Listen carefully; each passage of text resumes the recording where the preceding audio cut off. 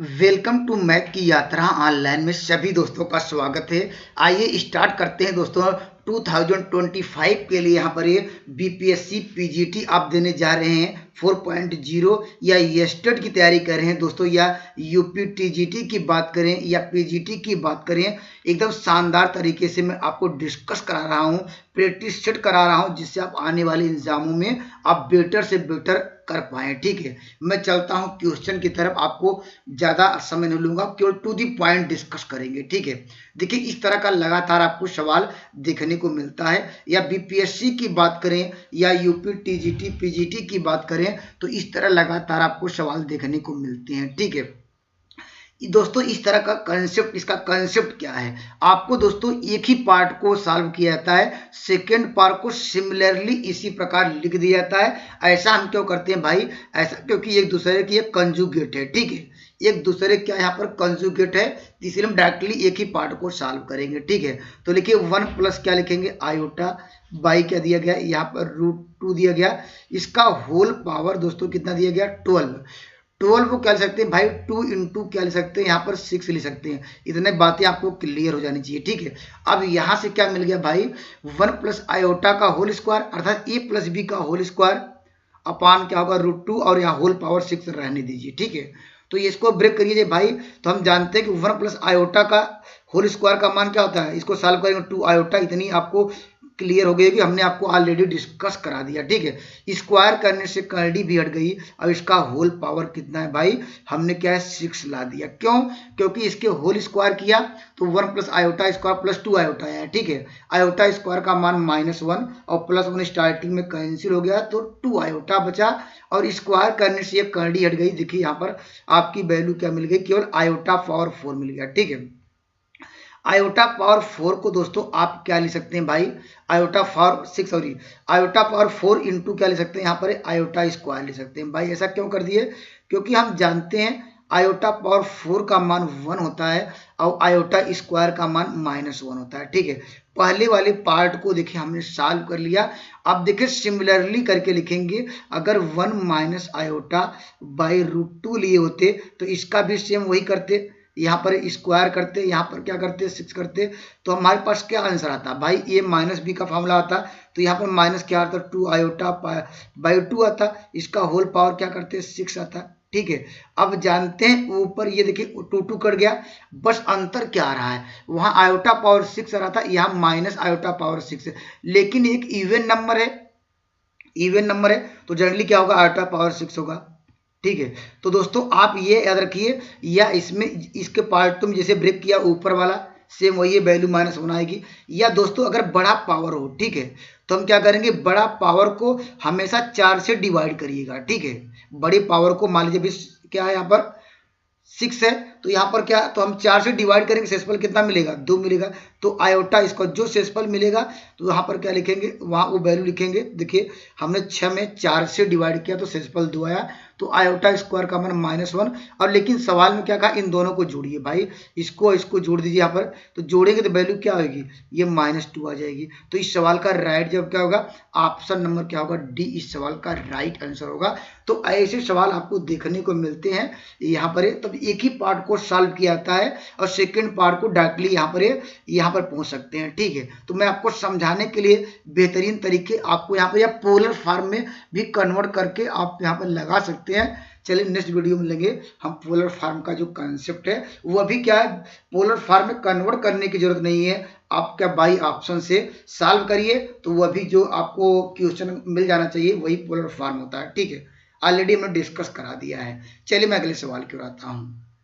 चलिए यहाँ पर दोस्तों इस सवाल का देखिए, यहाँ पर देखिए बीपीएससी में आया भी था, यहाँ पर ये 2020 का क्वेश्चन है दोस्तों। यहाँ पर इंटीग्रेटिंग फैक्टर की बात करें तो अगर यहाँ पर पहला देखिए, ये रूल जानते होंगे आप लोग, यहाँ पर dy/dx हो, ठीक है, यहाँ पर dy/dx प्लस क्या वहाँ px हो इंटू क्या यहाँ पर y हो। ठीक है, यहाँ पर q हो। ठीक है, यहाँ पर जो p क्या होना चाहिए भाई, ये फंक्शन आप क्या हो, यहाँ पर ये सॉरी यहाँ पर y, ये फंक्शन ऑफ क्या होना चाहिए, ये p क्या होना चाहिए, ये फंक्शन x का होना चाहिए। ठीक है, जो भी फंक्शन होगा ये x का होगा। ठीक है, और q क्या होना चाहिए, फंक्शन ऑफ क्या यहाँ पर ये यहाँ पर ये भी क्या है, यहाँ पर यक्स का होना चाहिए। यही कंसेप्ट आपको ध्यान देनी पड़ेंगे, ठीक है।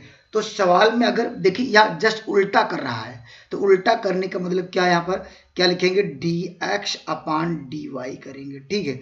प्लस यहाँ पर क्या होगा, ये यहाँ देखिए p के रहने दीजिए, यहाँ पर क्या होगा, यक्स इक्वल टू क्या, q। अब इसका मतलब भाई p क्या है यहाँ पर, अब हमारे पास हमने पलट दिया, जो फंक्शन ये क्या था, x का हो रहा था, अब फंक्शन क्या होगा भाई, ये फंक्शन y का होगा, ठीक है। अब q भी फंक्शन क्या होगा, y का होना चाहिए। यही कंसेप्ट याद रखना चाहिए, ठीक है। तो देखिए सवाल पूछा गया इंटीग्रेटिंग फैक्टर, तो यहाँ पर जब यह इंटीग्रेटिंग फैक्टर कैसे निकालेंगे भाई, यहाँ पर e के पावर अगर ये फॉर्म में रहे, ठीक है, तो कोफिशिएंट ऑफ क्या करेंगे, कोफिशिएंट ऑफ y, तो यहाँ पर क्या होगा, p क्या होगा, ये dx होगा, इंटीग्रेटिंग फैक्टर, इसको नोट डाउन करिए, ठीक है। तो सवाल में हमारे पास क्या है भाई, यहाँ पर तो हमारे पास इसके अनुसार क्या होगा भाई, इंटीग्रेटिंग फैक्टर। तो हमारे पास अगर पूछा जाए सवाल का इंटीग्रेटिंग फैक्टर क्या होगा, तो हमने आपको डिस्कस कराया e के पावर क्या था, यहाँ पर p क्या लिखेंगे भाई, यहाँ dy। लेकिन सवाल से कंपेयर हम करेंगे, देखिए हमारे पास इससे कंपेयर करना पड़ेगा, क्यों भाई, क्योंकि देखिए यहाँ पर dx अपान dy है, यहाँ भी x है, बस आंसर उत्तर क्या है, जो p के स्थान पे हमारे पास क्या है, ये वैल्यू 1 अपान पी बराबर आपको कंपेयर किया जाए तो 1 अपान 1 प्लस क्या होगा, वाई स्क्वायर होगा। तो इसका इंटीग्रेटिंग फैक्टर क्या हो जाएगा, ई के पावर पी के स्थान पे क्या लिखेंगे हमने उसके स्थान पे 1 प्लस क्या वाई स्क्वायर लिखा। इसका इंटीग्रेटिंग फैक्टर आप जानते हैं, इसका डी अपान डी एक्स जानते हैं, यहाँ पर करना अर्थात इंटीग्रेशन करना जानते हैं। तो क्या होता है यहाँ पर, ये जानते हैं 10 इनवर्स क्या हो जाएगा, यहाँ पर 10 इनवर्स वाई हो जाएगा। तो इस सवाल का उत्तर क्या होगा, ऑप्शन नंबर बी इस सवाल का राइट आंसर होगा। तो इसमें पहली बात यह नोट डाउन करिएगा, यहाँ पर D Y upon D X हो तो इंटीग्रेटिंग फैक्टर क्या होता है, पी डी एक्स होता है।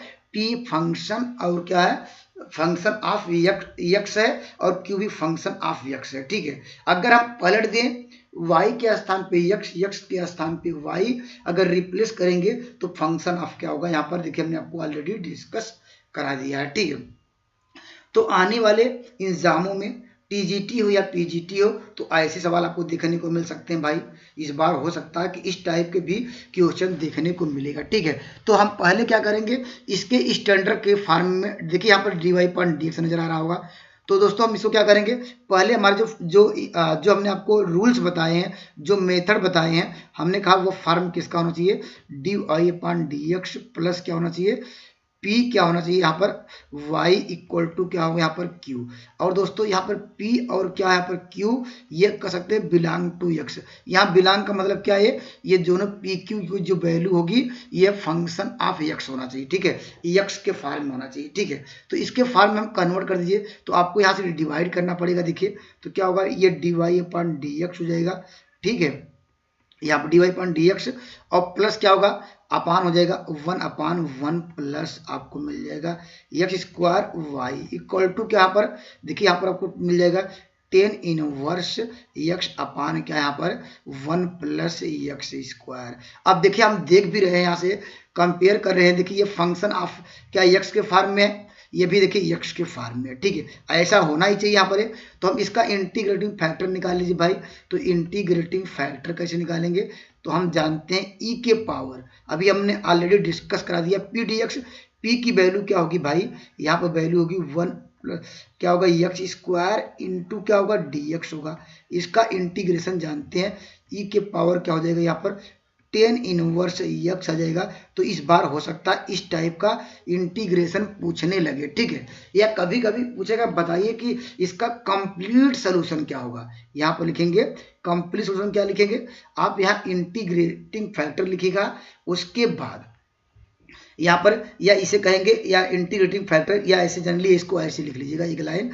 यहाँ पर आपने जो इंटीग्रेटिंग फैक्टर आपने निकाला, ठीक है, यहाँ पर ई के पावर क्या आ गया, ये 10 इनवर्स एक्स आ गया, ठीक है। अब इनटू वाई करिएगा, क्या करेंगे इंटीग्रेटिंग फैक्टर, और फिर यहाँ पर क्या करिएगा भाई, जो इंटीग्रेटिंग फैक्टर आएगा उसको लिखेंगे, ठीक है, इनटू यहाँ पर क्यू का जो क्यू की वैल्यू भाई यहाँ पर क्या है, यहाँ पर देखिए टेन इनवर्स एक्स अपान क्या लिखेंगे 1 plus x square into D x.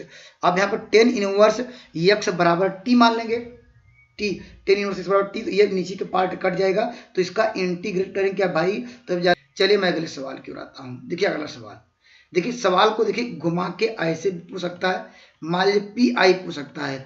यहाँ पर पी आई निकालने का कॉन्सेप्ट क्या है, आप यहाँ पर पहले डी अपान डी एक्स के स्थान पे हम लोग रिप्लेसमेंट करते हैं डी, ठीक है। देखिए अगर देखिए यहाँ पर ये कह रहे हैं, देखिए डी अपान क्या डी एक्स है, ठीक है, इसके स्थान पे क्या करेंगे डी, और यहाँ देखिए स्क्वायर से क्या हो जाएगा, आपको मिल जाएगा डी स्क्वायर वाई हो जाएगा, और यहाँ पर क्या होगा डी होगा और वाई और प्लस क्या होगा वाई। अगर यहाँ पर ई के पावर क्या है, ई के पावर माइनस एक्स हो गया, ठीक है। और यहाँ से क्या कर सकते हैं भाई, हम वाई कॉमन ले सकते हैं, ठीक है। तो हमारे पास क्या D square plus D plus 1, और यहाँ पर क्या होगा, यहाँ पर आपको y इक्वल टू ई के पावर माइनस एक्स हो। तो मुझे क्या निकालना है, पी आई निकालने के लिए कॉन्सेप्ट क्या है, आप लिखेंगे यहाँ पर ई के पावर माइनस एक्स, ठीक है। जो ये यहाँ पर था equal to right hand side से जो भी आपके फंक्शन दिए रहेंगे वो लिखना होगा, और लिखेंगे अपान यहाँ पर कोफिशिएंट ऑफ वाई। तो कोफिशिएंट ऑफ वाई क्या यहाँ पर भाई, देखिए डी स्क्वायर प्लस डी यहाँ पर प्लस 1, ठीक है। अब भाई यहाँ पर क्या करेंगे, अब यहाँ पर अब ध्यान दीजिएगा, यहाँ पर ये इंटीग्रेशन नहीं रहेगा भाई, इसको हटा लीजिएगा, यहाँ पर ये इंटीग्रेशन नहीं लिखेंगे, ठीक है। अब यहाँ पर देखिए कॉन्सेप्ट क्या है, इसका कॉन्सेप्ट ये है कि आप यहाँ पर जो एक्स ई के पावर एक्स इसका कोफिशिएंट, अगर ई के पावर एक्स में अगर देखा जाए कि माइनस एक्स है, एक्स का गुणांक क्या है भाई, एक्स का गुणांक क्या है भाई, यहाँ पर क्या -1 है, ठीक है। तो यहाँ पर डी के स्थान पे, ठीक है, एक्स का गुणांक क्या है, यहाँ पर एक्स का गुणांक ही डी कहलाएगा, ठीक है। क्या करेंगे, एक्स का गुणांक जो होगा वो क्या होगा, वहां पर डी होगा, तो इसकी वैल्यू -1 है, तो ये वैल्यू यहाँ पर रिप्लेसमेंट कर दीजिए, डी के स्थान पर क्या रखेंगे, देखिए ई के पावर -x हुआ, यहाँ पर जो एक्स का गुणांक था, इसका एक्स का गुणांक क्या -1 है, तो डी के स्थान पे -1 रखेंगे, यहाँ पर देखिए -1 का स्क्वायर हो जाएगा, ठीक है, और प्लस क्या करेंगे यहाँ पर -1 और यहाँ पर +1। तो अगर इसको सिंप्लीफाई करेंगे भाई क्या आ जाएगा, ये देखिए इससे कट जाएगा 1 का स्क्वायर, तो क्या होगा ई के पावर -x आएगा। तो यहाँ पर इसका पी आई मिला, ऑप्शन नंबर बी इस सवाल का राइट आंसर होगा। या दोस्तों यहाँ पर हमने ये रिप्लेसमेंट कर दिया, ठीक है। कभी कभी ये रिप्लेसमेंट करके ऑलरेडी दिया रहता है, जैसे एक सवाल लेते हैं, देखिए यहाँ पर देखिए ये सवाल आपको यहाँ पर, चलिए आगे चल के वो सवाल लेंगे, अभी तो शायद नहीं है, हो सकता है इसी सीट में हो, ठीक है।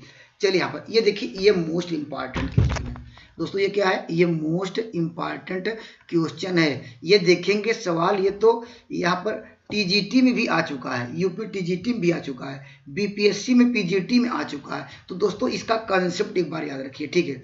जब हमारे पास क्या यहाँ पर बी क्रॉस सी हो, यहाँ पर ये वेक्टर के फॉर्म रहेगा, ऊपर वेक्टर लगाने के लिए समय नहीं रहता, हम भी समय नहीं लगा यहाँ पर नहीं लेते हैं, ठीक है। चलिए यहाँ पर ए क्रॉस बी है, जब ये तीनों में आपस में गुणा रहे, ठीक है, यहाँ पर इसको सॉल्व करने पर क्या आएगा भाई, इसको डायरेक्टली याद रखेंगे, ये रिजल्ट है, ठीक है। ये इसका होल स्क्वायर आएगा, ठीक है, अगर गुणा है, या ऐसे समझ सकते हैं, देखिए बी 2 बार नजर आ रहा है, मल्टीप्लिकेशन है, हर एक टर्म, हर एक क्या जो वैल्यू है ए बी सी डबल आ रहा है, इनटू का नोटेशन है, इसलिए क्या स्क्वायर हो जाएगा, ठीक है। ये वैल्यू ऑलरेडी आपको दी गई है, किसके बराबर है, यहाँ पर देखिए ए बी सी ये इसके बराबर दी गई, ठीक है।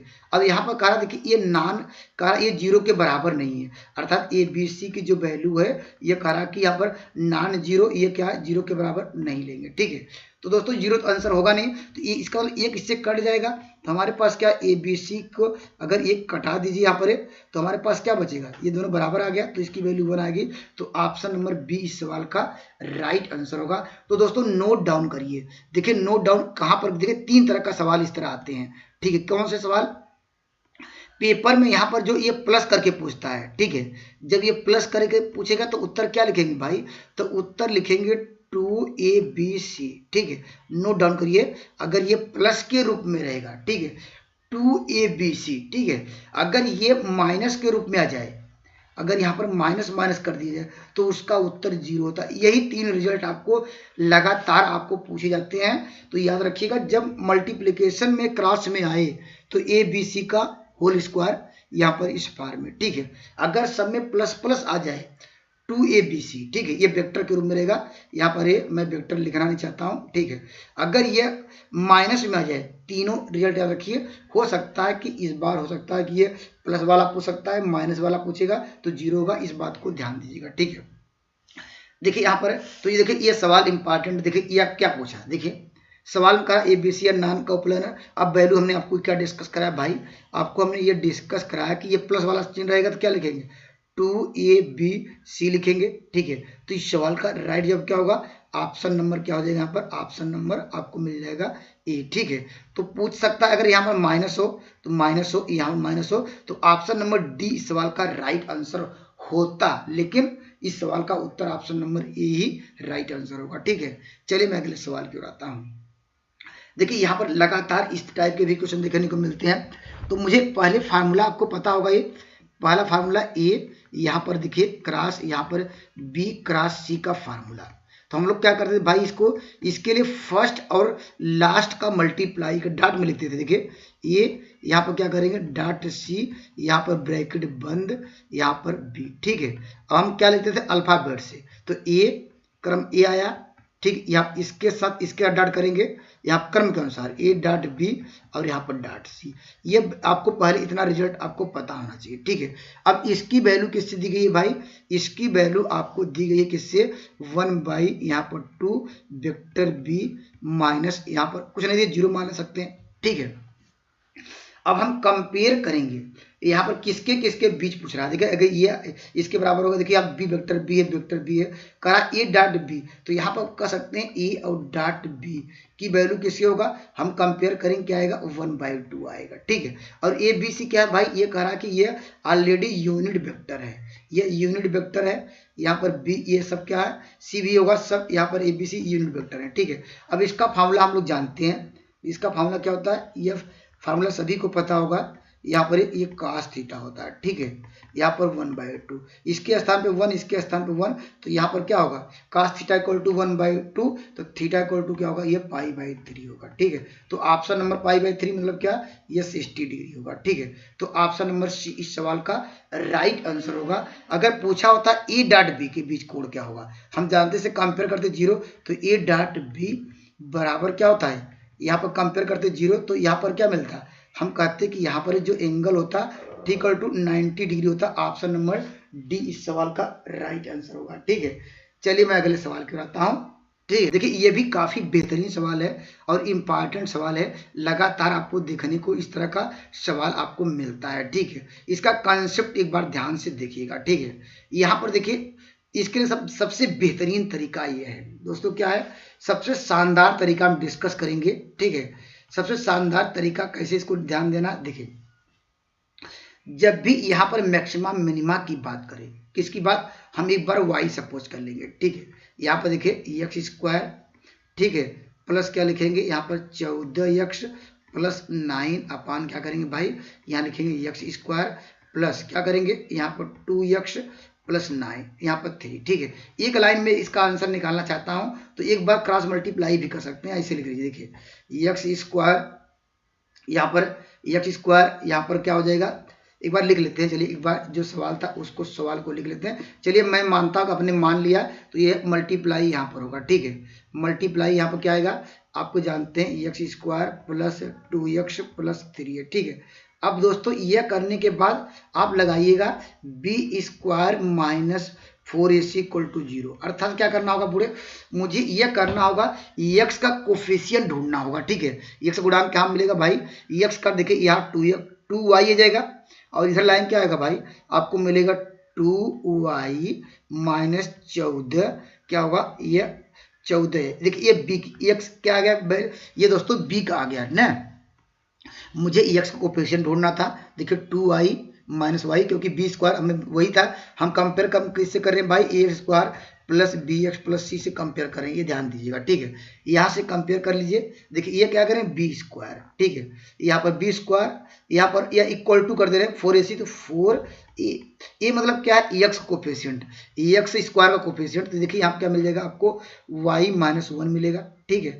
अब फिर क्या है c मतलब क्या है यहाँ पर कांस्टेंट टर्म, तो आपको मिल जाएगा 3y माइनस क्या मिल जाएगा भाई आपको यहाँ पर 9 मिल जाएगा। ठीक है, अब इसको सिंप्लीफाई कर सकते हैं, 2 हम कॉमन लेके, देखिए 2 कॉमन लिया, 7 आ गया, ये 4 गायब हुआ क्योंकि स्क्वायर निकलेगा। अब इसको ब्रेक कर लीजिए, देखिए वाई स्क्वायर क्या होगा 7 से 49 आ जाएगा। ठीक है, 7 दूनी 14, क्या हो जाएगा ये आपके पास y मिल जाएगा इक्वल टू, अब इसका मल्टीप्लाई करिए 3y स्क्वायर माइनस क्या होगा ये, देखिए 9 3 12 मिल जाएगा। ठीक है, और प्लस 9 होगा। अब इसको y को इस साइड कर लेते हैं, क्या मिल जाएगा आपको यहाँ पर 2y स्क्वायर मिल जाएगा। ठीक है, अब यहाँ पर वैल्यू ये घट जाएगी, ये इस जब उसको उधर ले जाएंगे, चलिए इसको पहले अब ये वाला टर्म लेते हैं। ठीक है, ये देखिए यहाँ पर क्या है, इधर लाएंगे भाई, ये आपको मिल जाएगा कितना 14, ये प्लस 2y मिल जाएगा।